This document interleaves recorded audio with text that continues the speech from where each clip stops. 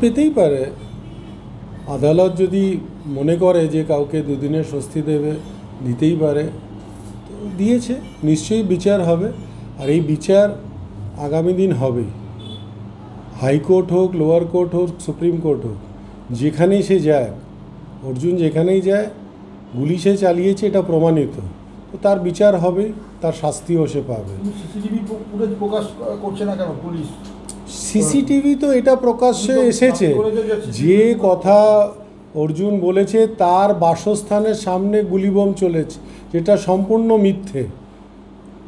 গুলি বোম যাই চলে থাকুক, সেটা চলেছে ওনার বাড়ির থেকে 500 মিটার দূরে। কোনো এক মিডিয়া সংবাদ বলছে যে ঢিল ছোড়ার দূরত্বতে গুলি চলেছে। ঢিল ছোড়ার দূরত্ব নয়, তার ডিস্টেন্স হচ্ছে 500 মিটার।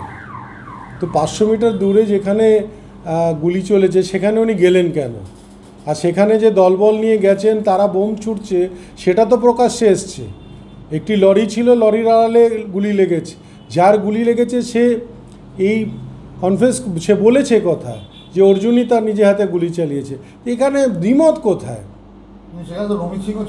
নমিত সিং সেখানে দাঁড়িয়ে ছিল নয়, নমিত সিংকে তাকে আগে দেখা গেছে।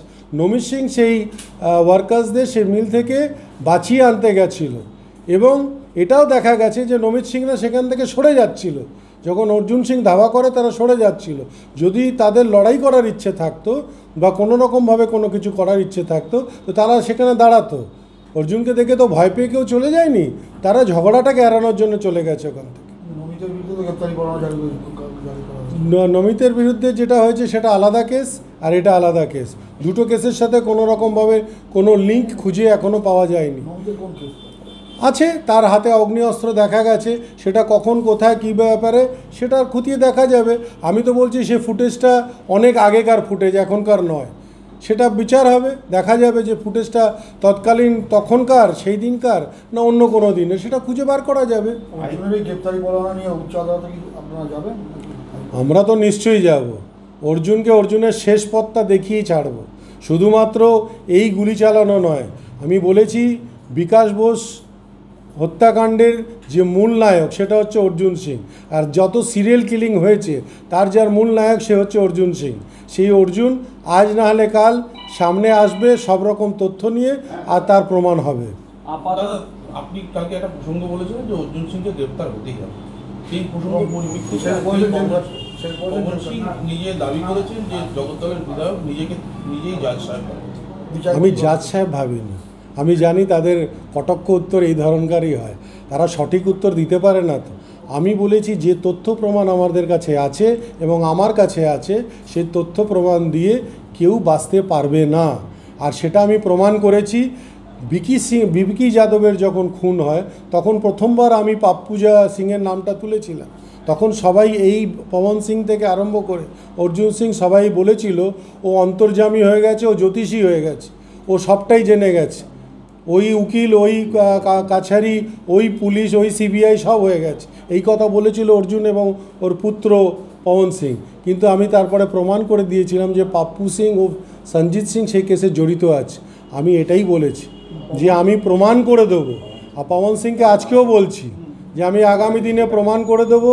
ওর জামাইবাবুর কেস প্রমাণিত যে 4 কোটি টাকা নিয়ে বসে আছে, ওর বাবার কেস প্রমাণিত যে ভাটপাড়া নৈহাটি কোঅপারেটিভ ব্যাংকের টাকা নিয়ে গবন করেছে, ওর পবন সিংয়ের কেস প্রমাণিত যে ব্যাংকের টাকা ওর অ্যাকাউন্টে ঢুকেছে, এটা প্রমাণিত যে পবন সিং ইন্টারকন্টিনেন্টাল যে টাকা ভাটপাড়া পৌরসভার গমন করেছে সেই কোম্পানির ডাইরেক্টর পবন সিংও ছিল, এটাও প্রমাণিত।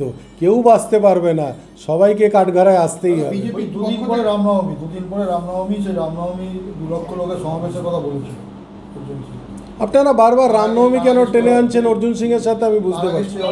রামনবমীর সাথে অর্জুন সিংয়ের কি সম্পর্ক? না, রামনবমীর সাথে অর্জুন সিংয়ের কি সম্পর্ক? রামনবমী হিন্দুদের শোভাযাত্রা বেরোবে, সেদিনকে সব হিন্দুরা একসাথে আসবে।